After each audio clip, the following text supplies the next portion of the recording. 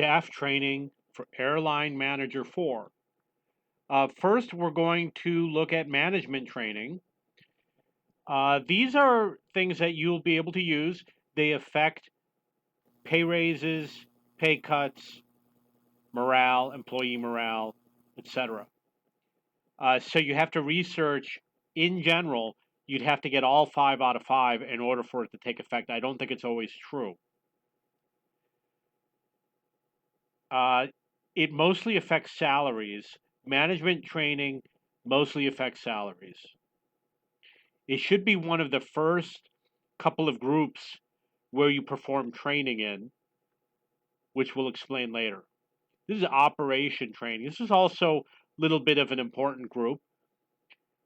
It will help you save money by operating your aircraft, such as saving on fuel, and it should be one of the first groups that you train. For example, some of these options will reduce maintenance costs or reduce wear on aircraft. This is going to save on fuel, or it could save on efficiency, etc.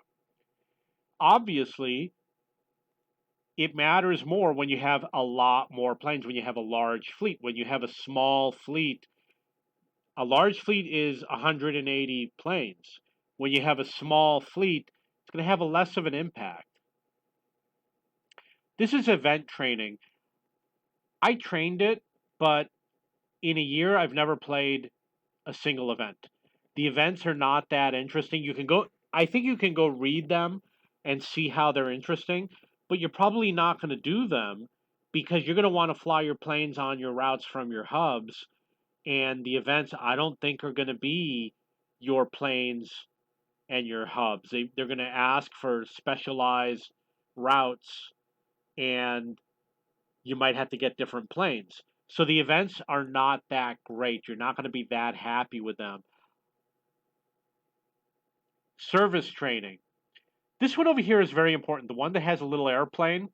And the reason why is because this allows you to increase the size of your fleet. However, it only matters if you have a full fleet. If you don't have a full fleet, you can save this for later. This has catering, lounges, etc. You're probably not going to care about these. And I know you're going to say, yeah, you want to do lounges and yeah, you want to do catering. But the problem is you really don't make any money from catering. You make such a small amount of money when you're flying $1 million flights and you bring in an extra $10,000 total. It's not worth the time you put into it. And there's a risk that you lose money. It is better for lower income flights because you make the same amount of money per person. So it will help you out. It'll give you a minute amount of extra income per person. The lounges are just going to be money losers. All you do is lose money with a lounge. You don't make any money with a lounge. It doesn't. It says in the game that it increases your first class passengers, but it doesn't. There was a guy who tested it, and he said he saw no difference in first class passengers with or without the lounge. I don't know if he tested it wrong. He did it quantitatively. So most people don't play with lounges. Most people don't play with catering. This is cargo training. You're going to make more. You're going to do more with passenger jets. It's nice to fly cargo planes, but don't do it too early because you don't make a lot of money with those cargo planes until you get the high end cargo planes. The low end cargo planes, you're not going to make a high profit. You're going to make small amounts of money. In addition, the routing is a lot different. It's going to be hard to find good cargo routes. So, like I said, I got to the point where I did cargo training. I try to improve my passenger flights all the time, and cargo flights are always secondary because of all the different problems associated with cargo flights. For example, do you buy marketing? Now you got to buy marketing for two different planes.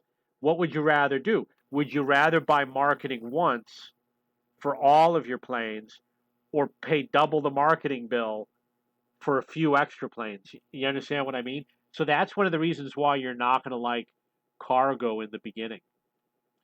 Okay, so this is staff training.